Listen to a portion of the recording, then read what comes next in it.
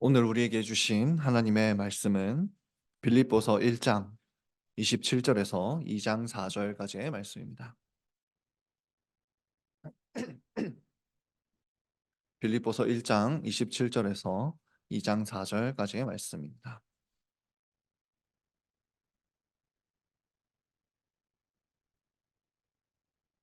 이것은 하나님의 말씀입니다. 하나님의 복된 말씀을 들으시기 바랍니다. 오직 너희는 그리스도 복음에 합당하게 생활하라. 이는 내가 너희를 가보나 떠나 있으나 너희가 일심으로 서서 한 뜻으로 복음의 신앙을 위하여 협력하는 것과 아무 일에든지 대적하는 자를 인하여 두려워하지 아니하는 이 일을 듣고자 함이라. 이것이 저희에게는 멸망의 빈거요 너희에게는 구원의 빈거니 이는 하나님께로부터 난 것이니라.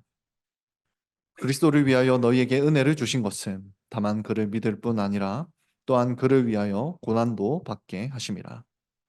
너희에게도 같은 싸움이 있으니 너희가 내 안에서 본 바요 이제도 내 안에서 듣는 바니라.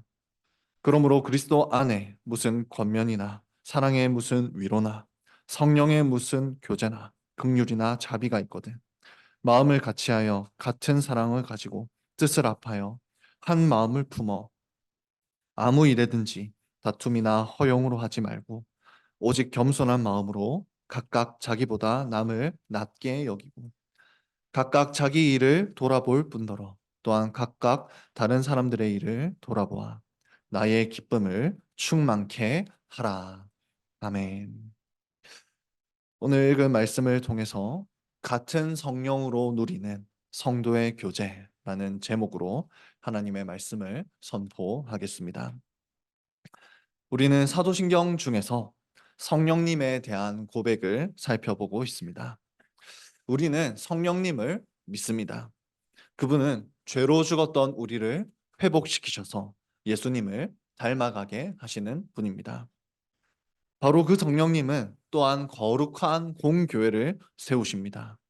그 공교회는 시간과 공간을 초월한 교회라서 우리 눈으로는 볼 수 없지만 지금 우리는 광교 장로교회로 모여 함께 예배하며 우리가 공교회의 일원이라는 것을 체험합니다.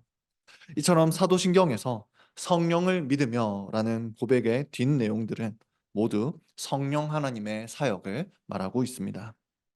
오늘도 우리는 성령의 사역 한 가지를 살펴볼 것입니다.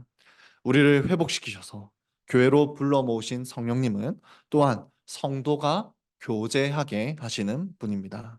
성령님께서 우리가 어떻게 교제하게 하시는지 오늘 본문을 중심으로 살펴보도록 하겠습니다.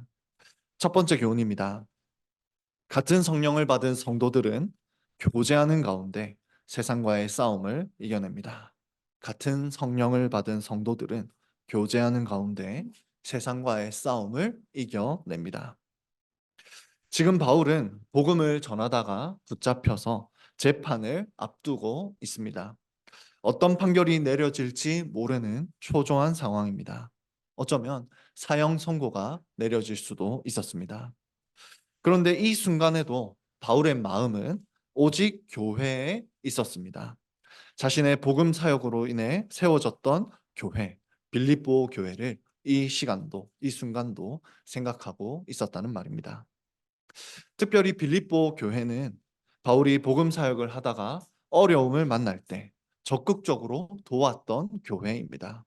그래서 바울은 재판을 앞두고 갇혀 있는 이 상황 속에서도 빌립보 교회의 성도들과 교제하면서 힘을 얻기를 바랬습니다.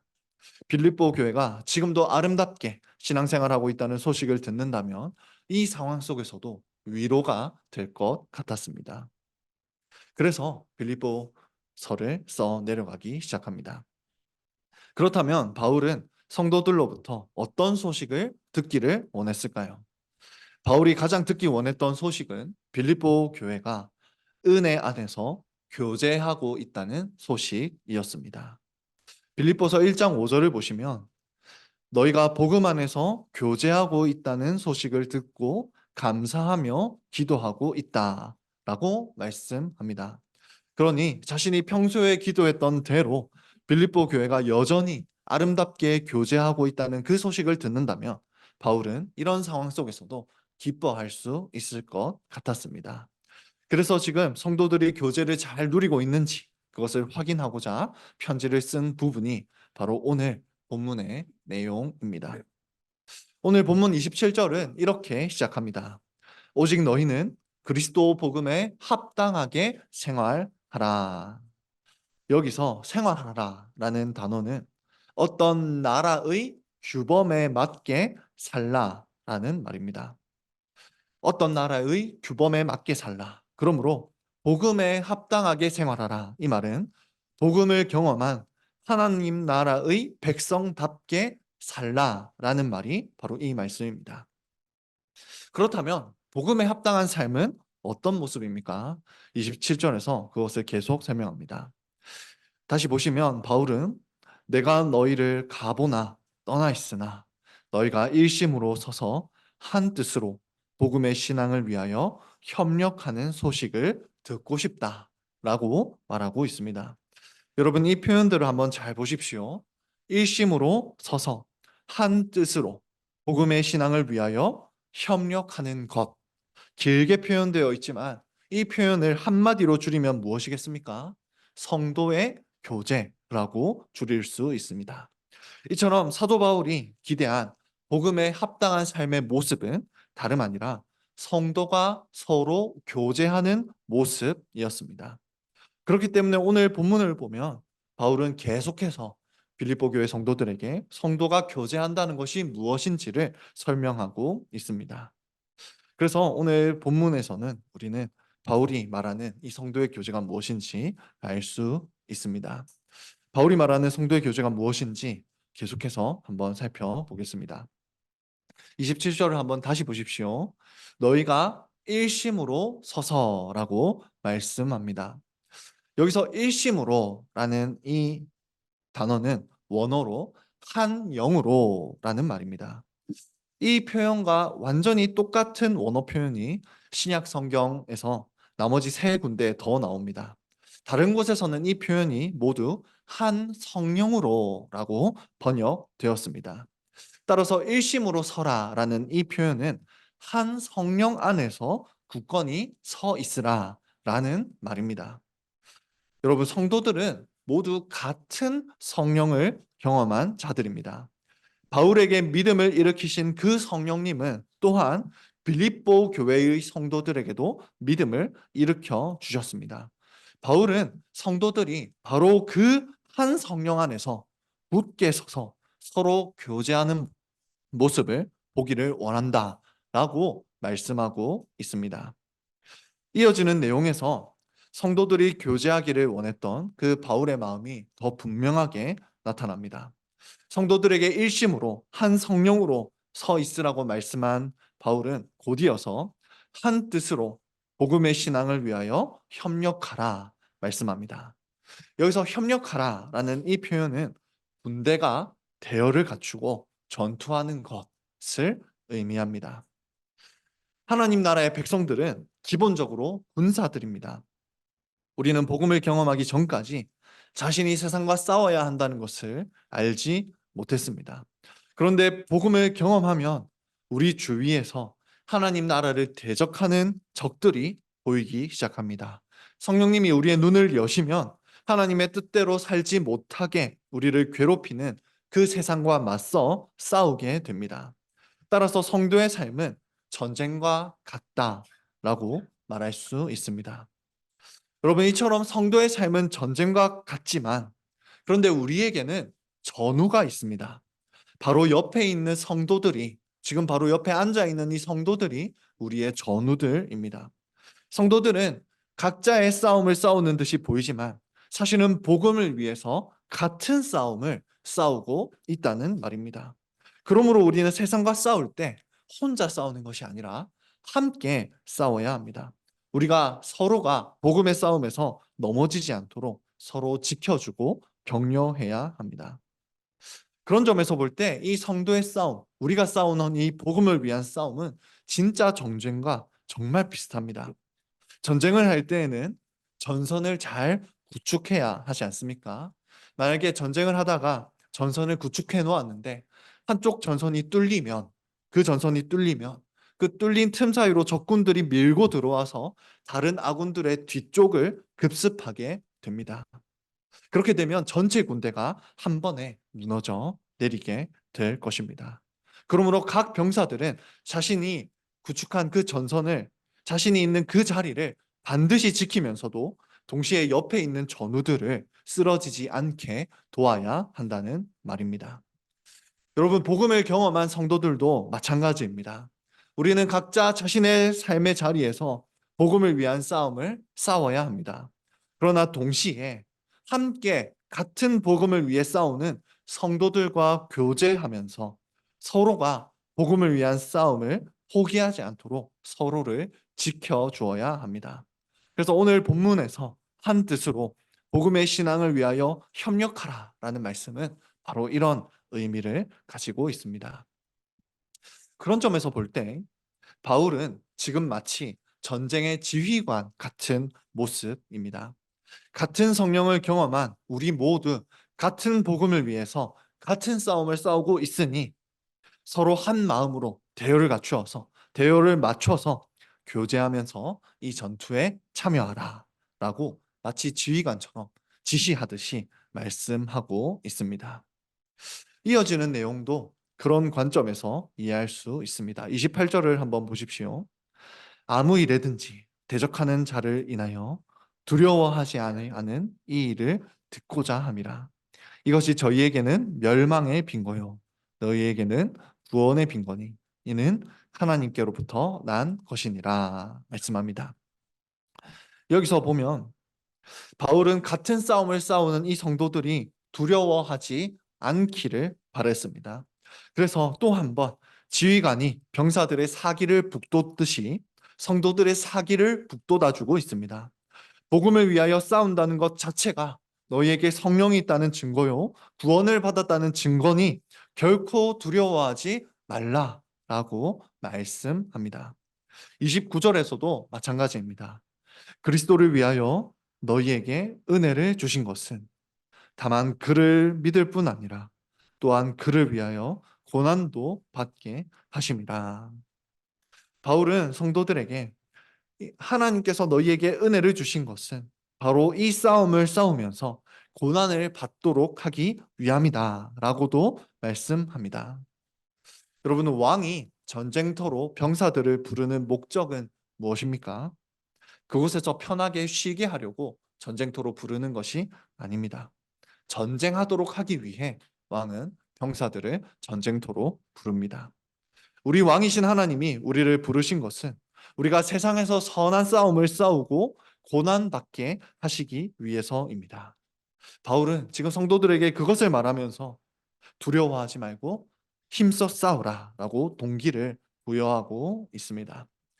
그런데 바울은 이것으로도 부족하다고 느꼈는지 한 번 더 성도들의 영적인 사기를 높일 이야기를 들려줍니다. 바울은 자신이 어떤 싸움을 싸웠는지도 말합니다. 30절을 보시면 너희에게도 같은 싸움이 있으니 너희가 내 안에서 본 바요 이제도 내 안에서 듣는 바니라 라고 말씀합니다. 바울은 빌립보서에서 자신이 받은 고난에 대해서 이야기를 합니다. 그러면서 바울은 자신도 예수님을 믿고 나서 복음을 위해 계속해서 이렇게 싸워 왔다고 말합니다. 그리고 이제 빌립보 교회 성도들 너희에게도 그 동일한 싸움을 있으니 너희도 나와 같은 싸움을 싸우고 있으니 그러니 자신과 함께 이 영광스러운 싸움을 힘써 싸우자고 말하는 모습입니다. 여러분, 정리하면 바울은 같은 성령을 받아 복음을 경험한 자들은 세상과 싸워야 한다고 말하고 있습니다. 그런데 여러분, 여기서 우리가 놓치지 말아야 할 중요한 부분이 있습니다. 그건 바로 너희라는 단어가 계속 반복된다는 점입니다. 바울은 계속해서 영적인 싸움에 대해서 이야기를 할 때 혼자 싸우라라고 말하지 않습니다. 혼자 싸우는 것으로 묘사하지 않습니다. 계속해서 너희가 함께 싸우라고 말씀합니다. 바울이 생각하기로 복음에 합당한 삶은 세상에 맞서 함께 싸우는 것이었습니다. 그러나 함께 함께 싸우는 것이었습니다. 당시 편지를 받는 이 빌립보 교회에도 핍박이 있었습니다. 바울은 지금 핍박받는 성도들에게 편지를 쓰면서 이렇게 말하는 것입니다. 너희에게 핍박과 고난이 있다 할지라도, 세상과의 싸움이 있다 할지라도 서로 격려하는 가운데, 서로 교제하는 가운데 그 고난과 그 싸움을 이겨내라 라고 말입니다. 지금까지 살펴보았던 것처럼 복음을 위해 세상과 싸우면서 성도의 교제를 통해 위로받는 모습, 이것이 바로 사도가 빌립보 교회 성도들에게서 보기 원했던 모습이고 듣기 원했던 모습이었습니다. 여러분, 이 말씀은 우리에게도 너무나 중요합니다. 왜냐하면 우리도 빌립보 교회 성도들과 똑같은 경험을 하고 있기 때문입니다. 여러분, 우리도 같은 성령을 통해서 복음을 체험했습니다. 복음을 체험하게 되면 우리도 빌립보 교회 성도들처럼 세상에서 고난받고 싸우는 삶을 살게 됩니다. 예를 들면 이런 것입니다. 저는 여러 가지 아르바이트를 했었는데 한 번은 자동차 만드는 생산직 공장에서 기숙 아르바이트를 잠깐 했던 적이 있습니다. 그때 함께 일하던 분들은 모두 담배를 피웠습니다. 그리고 그분들의 대화, 언어는 대부분 욕이었고, 대화의 주제는 음담패설 아니면 누군가의 뒷담화였습니다. 기회만 되면 술을 마시러 가서 하루의 고된 노동을 푸는, 그런 회포를 푸는 그런 것이 사람들의 낙이었습니다. 그런 가운데서 그분들과 함께 일하는 가운데서 욕을 하지도 않고 술을 마시지도 않으며 담배를 피지도 않는 그런 저의 모습은 그야말로 이방인과 같았습니다. 그런 상황 속에서 제가 할 일을 잘 해내면서 동시에 사람들과 좋은 관계를 맺고 믿음대로 산다는 것은 전쟁과 같았습니다. 정도의 차이는 있겠지만 우리 모두 세상에서 같은 일을 경험합니다. 세상에서 살면서 믿는다는 이유로 이상하게 여김받고 얕보이고 애매한 고난을 당하기도 합니다. 그런데 그 가운데서 세상과 섞이지 않으면서도 동시에 그들에게 복음을 드러내는 그런 아름다운 삶을 산다는 것은 고난이고 싸움이 분명합니다. 직장뿐만 아니라 가정도 복음의 싸움을 싸우는 전쟁터가 될 수 있습니다. 가정에서 우리는 하나님의 성품으로 살려고 하지만 여러 가지 상황이 그것을 허락하지 않습니다. 바쁜 집안일이, 피곤하고 지친 일상이, 여러 가지 갈등이 우리가 하나님의 뜻대로 살도록 내버려 두지 않습니다. 수많은 사건, 사고 상황이 눈앞에 닥쳐오면서 우리가 믿음대로 살지 못하게 합니다. 절망하게 합니다. 사탄은 믿음을 가진 우리가 믿음을 잃어버리게 하려고, 믿음을 약화시키려고 온갖 공격을 가합니다. 그것이 바로 우리가 마주하는 세상입니다. 여러분, 그때 우리에게 필요한 것이 무엇입니까? 오늘 본문에 따르면 그때 우리에게 필요한 것은 성도의 교제가 필요합니다. 우리가 마주한 싸움을 싸울 때, 우리가 마주한 싸움에서 어려움을 느낄 때 함께 울며 한 마음으로 한 뜻으로 누군가 우리를 격려해주는 그런 시간이 필요하다는 말입니다. 그래서 지혜로우신 하나님께서는 우리가 한 주간 세상에 나가서 고난받는 삶을 살게 하시다가, 한 주간 세상에 나가서 싸우게 하시다가 때가 되면 다시 교회로 불러 모으십니다. 이 교회에서 우리는 서로 같은 믿음을 가졌다는 것을 확인하게 됩니다. 사도신경을 고백할 때 내가 고백한 하나님을 나 바로 옆에 있는 그 사람도 똑같이 고백하는 것을 봅니다. 그때 우리는 서로가 같은 믿음을 가지고 있다는 것을 알게 되고 세상에 나가서 같은 싸움을 싸우는 나의 전우들이라는 것을 확인하게 됩니다. 그리고 그 후에 우리는 각자가 세상에서 어떤 싸움을 싸웠는지 나누고 또 서로 격려하며 기도하는 시간, 교제의 시간을 갖게 됩니다.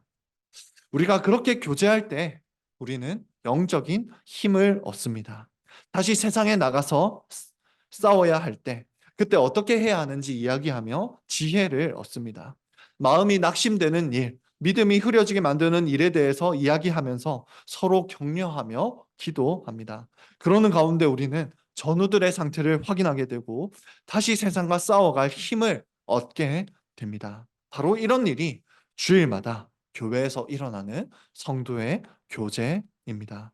오늘 본문에서 사도 바울은 바로 그런 성도의 교제가 빌립보 교회에 가득하기를 바라며 편지를 써내려가고 있었던 것입니다.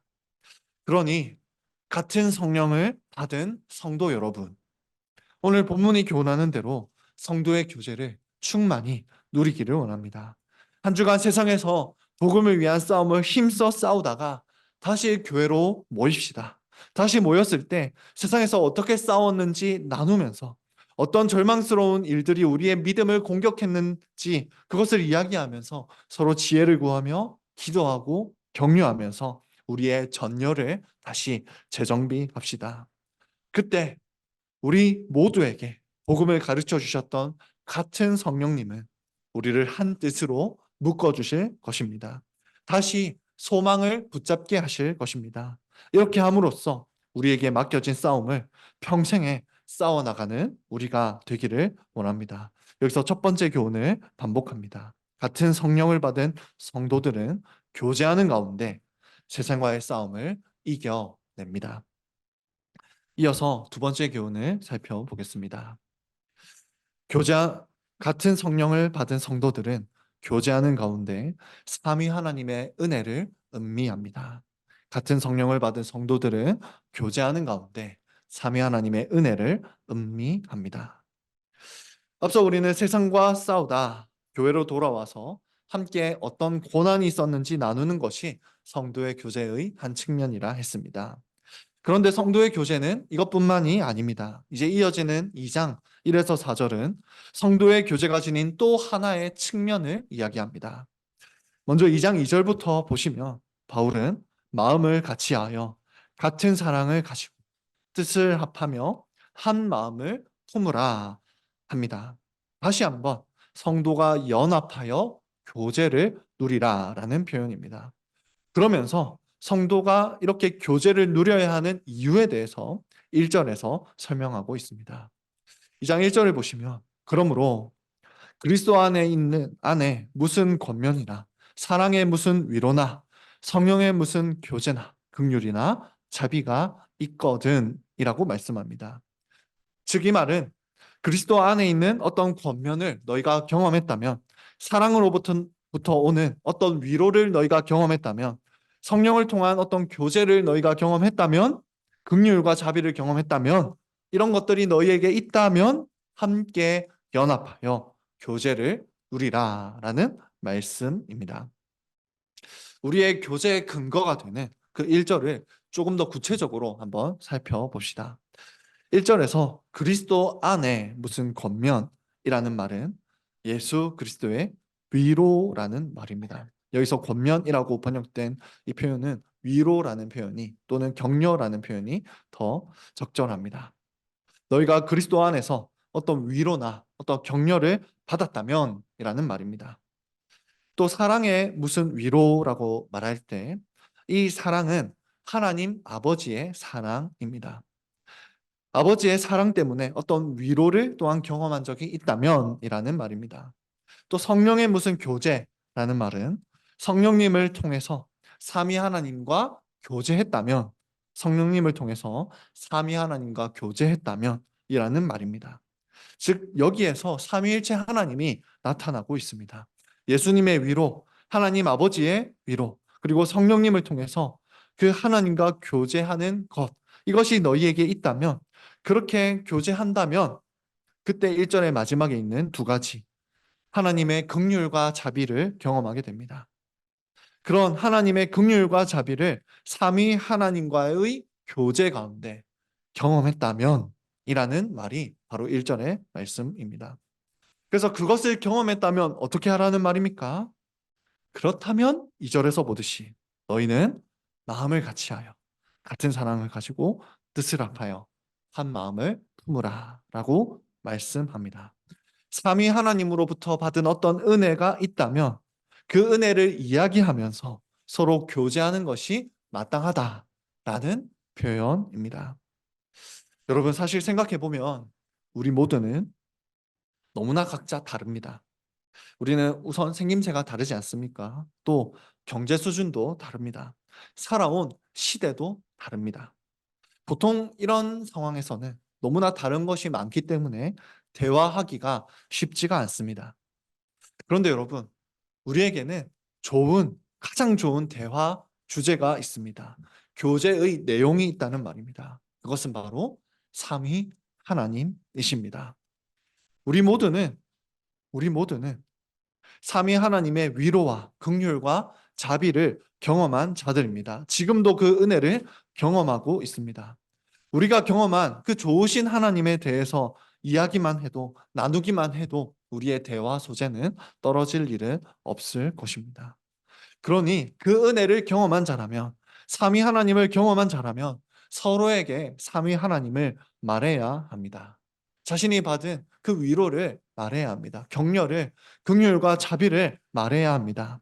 그때 성도들 가운데 부자나 가난한 자가 같은 마음을 품게 될 것이고, 어린 자녀나 연로한 어른이 같은 마음을 품게 될 것입니다. 서로에게 베푸신 하나님의 은혜를 듣고 말하면서 하나님을 향한 사랑으로 가득 차게 될 것입니다. 여러분, 지난주에 우리는 공적 신앙 고백 시간을 두 눈으로 목격했습니다. 그 신앙 고백이, 우리 자녀들의 신앙 고백이 왜 감동입니까? 우리가 같은 성령으로부터 같은 삼위 하나님께 배워서, 같은 삼위 하나님에 대해서 배워서 같은 믿음을 고백했기 때문입니다. 그래서 우리에게 그 감동이 찾아왔던 것 아닙니까? 같은 삼위 하나님에 대해서 말하면서 교제할 때 우리 가운데 바로 이런 기쁨이, 이런 한 마음이 계속해서 일어난다는 말입니다. 하나님 아버지께서 우리를 교회로 불러 모으신 이유가 바로 이것 때문입니다. 하나님은 우리가 좋으신 아버지 하나님, 좋으신 맏형 예수님, 좋으신 성령님을 늘 이야기하게 하시면서 우리가 이 교회에서 큰 위로를 경험하게 하시려고 이곳에 부르신 것입니다. 이처럼 삼위 하나님에 대해서 나누는 것이 성도의 교제입니다.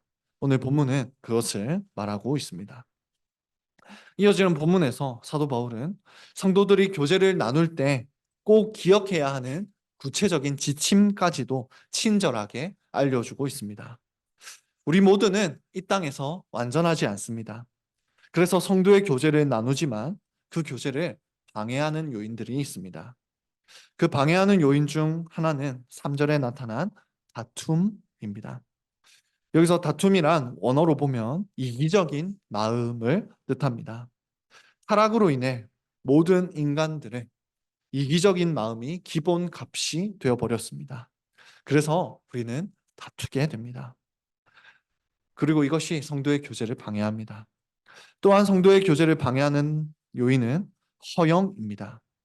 허영은 자신이 대단하지 않음에도 불구하고 자신이 대단한 사람인 것처럼 떠벌리는 것을 허영이라고 말합니다. 이 단어는 그래서 원어로 볼 때 비어있는 영광이라는 뜻입니다. 참 아이러니한 게 예수님은 영광스러운 분이시지만 그 영광을 비우셨습니다. 반면에 죄인들은 영광스럽지 않은데 스스로 영광스러운 채 합니다. 바로 그런 모습이 성도의 교제를 방해한다라고 말씀합니다. 이어서 대신 바울은 성도의 교제를 충만히 누릴 수 있는 지침도 제공하고 있습니다. 그래서 3절과 4절에서는 다툼의 반대가 무엇이고 또 허영의 반대가 무엇인지를 말씀합니다. 먼저 허영의 반대는 겸손입니다. 자신이 하나님 앞에서 얼마나 낮은 자인지 확실히 깨닫고 그 하나님을 높이는 자세가 바로 겸손입니다. 하나님 앞에 서면 우리는 모든 사람보다 자신이 가장 악한 존재로 보입니다. 왜냐하면 다른 사람들의 죄는 우리 눈에 보이지 않지만 우리들의 죄는 우리가 알기 때문입니다. 그러므로 우리는 우리의 죄를 바라보고 그 높으신 하나님을 바라보면서 우리 자신보다 저 다른 성도가 더 낫다, 더 탁월하다라고 느끼게 됩니다. 이것이 바로 겸손입니다. 겸손은 이 겸손은 서로 아름다운 모습으로 낮은 자세로 동시에 높으신 하나님을 교제하게 합니다. 또한 다툼은 이기적인 마음이라 했습니다. 그런데 다툼의 반대가 무엇일까요? 그것은 다른 사람을 위하는 마음일 것입니다. 4절에서는 바로 그것을 이야기합니다. 자기의 일만을 돌아보는 그런 이기적인 다투는 자가 되지 말고 또한 다른 사람의 일을 돌아보라 라고 말씀합니다. 여기서 돌아보라라는 이 단어는 주목하여 보다라는 말입니다.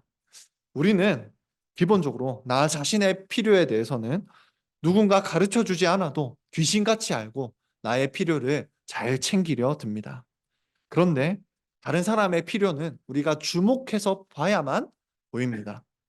그래서 나의 필요보다 다른 이의 필요를 주목해서 보는 것이 바로 다툼의 반대 마음입니다. 이런 모습이 바로 성도의 교제가 충만하게 이루어지도록 돕습니다.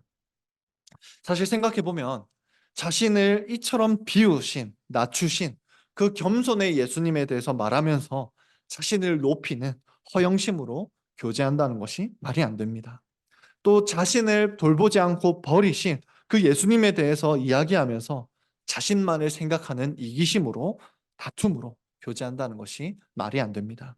그래서 사도는 이 본문을 하나의 묶음으로 이야기하면서 너희가 삼위 하나님을 경험했다면 허영과 다툼이 아니라 겸손과 이타심으로 하나님에 대해서 이야기하며 한 뜻과 한 마음을 품으라 라고 1절과 4절, 1절부터 4절까지의 말씀에서 말씀하고 있습니다. 그래서 바울은 빌립보 교회의 성도들이 이런 모습으로 신앙생활을 하기를 원했습니다. 바울이 빌립보 교회 성도들에게 바랬던 모습이 바로 이 모습입니다. 성도들이 삼위 하나님에 대해서 이야기하면서 교제한다는 소식을 듣는다면 지금 자신이 갇혀 있는 이 상황 속에서도 사형을 앞두고 있는 이 상황 속에서도 자신의 기쁨이 충만할 것 같다고 표현합니다. 그래서 4절 마지막 부분을 보십시오. 그래서 나의 기쁨을 충만케 하라 말씀합니다. 이런 교제가 성도들에게 있다는 소식을 듣는다면 그것보다 더 큰 기쁨이 없겠다는 말입니다. 여러분, 그런데 이 바울의 기쁨은 단순히 바울만의 기쁨이 아니라 지금 빌립보서를 쓰게 하신 하나님의 기쁨이라는 것을 우리는 어렵지 않게 생각할 수 있습니다. 그러므로 우리는 여기서 분명히 성도의 교제가 무엇인지, 그리고 그것이 하나님을 얼마나 기쁘게 하는지 알게 됩니다. 성도의 교제란 같은 성령을 받은 성도들이 삼위 하나님을 말하면서 교제하는 것입니다. 그것을 하나님은 기뻐하십니다. 여러분, 이 말씀은 오늘 사는 우리에게 중요한 교훈을 줍니다. 우리는 매주일마다 사도신경을 통해서 성령을 통한 성령의 성도의 교제를 믿는다라고 고백합니다. 그렇다면 우리는 믿는 대로 성도의 교제를 서로 나누어야 합니다. 여기서 어떤 분은 성도가 서로 교제하는 것이 뭐 그리 중요한가라고 생각할지도 모르겠습니다. 그냥 내가 잘 믿으면 되지. 성도들이랑 왜 또 피곤하게 교제해야 하나? 라고 생각하실 수 있습니다. 그러나 여러분, 성도의 교제는 우리에게 필수적입니다. 왜냐하면 우리가 한 가족이기 때문입니다. 여기 있는 모두는 같은 하나님 같은 아버지를 둔 자들을 뭐라고 합니까? 형제와 자매라고 합니다. 우리 모두는 형제와 자매들입니다. 서로 사랑하는 하나님의 가족입니다. 그런데 여러분, 가족이 서로 대화가 없다면 그런 가족이 어떻게 서로 사랑하는 가족이라 할 수 있겠습니까? 하나님의 가족은, 서로 사랑하는 가족은 아름다운 대화를 이어가야 합니다. 여러분, 그런데 우리가 가정에서 느끼듯이 때로는 가족들의 삶이 너무 달라서 대화 주제가 없을 때도 있습니다. 그러나 우리의 가장이신 하나님은 너무나 지혜로우셔서 우리가 이 가족 안에서 무엇을 가지고 대화해야 할지 그 대화의 주제도 정해주셨습니다. 그 대화의 주제는 하나님이 얼마나 좋으신 분인가, 이것입니다. 하나님이 얼마나 좋으신 분인가, 그분으로부터 오는 위로가 얼마나 큰가, 그분의 위로와 긍휼과 자비가 얼마나 아름답고 향기로운가, 이것을 대화의 주제로 삼게 하셨습니다. 여러분, 우리는 공통분모가 있을 때 더 깊은 교제를 나누지 않습니까? 그래서 누군가 새로운 사람을 만나면 계속해서 공통분모를 찾습니다. 우리 형제들이 군대 이야기를 그렇게 자주 하는 것은 그것이 공통분모이기 때문입니다. 여러분, 그런데 성도들에게 가장 큰 공통분모가 있습니다. 우리의 가장 큰 공통분모는 바로 성령님이십니다. 우리는 같은 성령님을 통해 동일한 말씀을 듣고, 동일한 예배를 드리고, 동일한 식탁에 앉아 동일한 성찬에 참여합니다. 바로 이것이 우리의 공통분모입니다. 이런 공통분모를 가지고 우리가 교제할 때 우리에게는 더 큰 기쁨이 일어납니다. 고생받게 하지 않은 그 군대 이야기 속에도 기쁨과 즐거움이 있습니다. 여러분, 그렇다면 같은 성령님을 통해서 같은 삼위 하나님을 경험하고 그 은혜를 나누며 함께 음미하는 것이 우리에게 얼마나 큰 기쁨을 주겠습니까? 그러니 성도 여러분, 교제하는 가운데, 성도의 교제 가운데 하나님이 얼마나 좋으신 분이신지 계속해서 말하기를 원합니다. 그것이 얼마나 큰 기쁨인지는 나눠본 사람만이 압니다. 주일마다, 모일 때마다 우리가 경험한 삼위 하나님에 대해서 자주 나눕시다. 주일뿐만 아니라 주중에도 자주 나눕시다. 특별히 가정에서 온 가족이 함께 삼위 하나님의 이 아름다움에 대해서 나눕시다. 우리에게 허락된 가장 큰 기쁨 중에 하나, 이 성도의 교제를 충만히 누립시다. 이것이 우리의 기쁨이요, 이것이 동시에 사도의 마음을 기쁘게 하는 일이었고, 또한 하나님의 기쁨을 됩니다. 하나님의 기쁨이 됩니다. 여러분, 이렇게 이 땅에서 삼위 하나님의 은혜를 서로 나누며 이야기하며 성도의 교제를 그러다 보면 언젠가 마지막 날이 올 것입니다. 그때 우리는 더 완전한 성도의 교제를 누리게 됩니다. 하나님의 아름다움을 지금은 희미하게 보지만 그때는 분명하게 깨닫고 완전하게 아름다우신, 무한히 아름다우신 그 하나님에 대해서 더 분명하게 우리는 서로에게 이야기하게 될 것입니다. 그리고 그 아름다움에 대해서 우리는 평소에 시간이 없어서 잘 교제하지 못하지 않습니까? 그러나 우리가 마지막 날이 되면 우리에게 허락된 시간은 무한의 시간, 영원의 시간입니다. 그 영원의 시간 동안 우리는 영원히 아름다우신, 무한히 아름다우신 그 하나님에 대해서 서로 이야기하며 영원의 시간을 계속해서 보내게 될 것입니다. 그때 우리의 이 기쁨은 말로 표현할 수가 없을 것입니다. 그러니 여러분, 이 성도의 교제가 우리에게 복음입니다. 이것이 복된 소식인 이유는 이것이 그만큼 기쁘기 때문입니다. 원래 우리는 성도의 교제를 누릴 수 없는 각자 다른 사람이었지만 같은 성령으로 인해 같은 삼위 하나님에 대해서 말하면서 공통의 경험에 근거해서 기쁨의 교제를 나누는 자들이 되었습니다. 여러분, 그러니 그날까지 이 땅에서 성도의 교제를 통해 기쁨을 충만하게 누리는 우리가 되기를 원합니다. 두 번째 교훈을 반복합니다. 같은 성령을 받은 성도들은 교제하는 가운데 삼위 하나님의 은혜를 음미합니다. 말씀을 정리하며 맺겠습니다. 오늘 우리는 빌립보서 1장 27절에서 2장 4절을 통해 성도의 교제에 대해서 살펴보았습니다. 사도 바울은 성도들에게 편지하면서 그들에게 가장 듣고 싶은 소식이 무엇인지 말합니다. 그 소식은 바로 성도가 서로 교제한다는 소식이었습니다.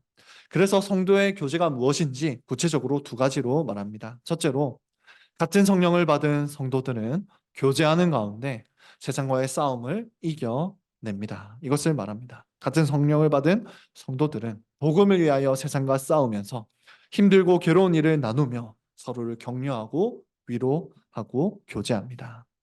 둘째로, 같은 성령을 받은 성도들은 교제하는 가운데 삼위 하나님의 은혜를 음미합니다. 같은 성령을 받은 이 성도들이기 때문에 동일한 경험, 삼위 하나님의 위로와 긍휼과 자비를 서로 말하면서 겸손한 태도로 교제합니다.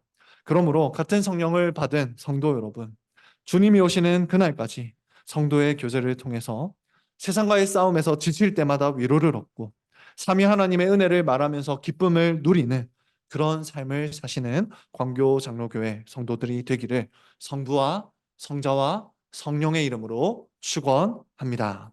아멘.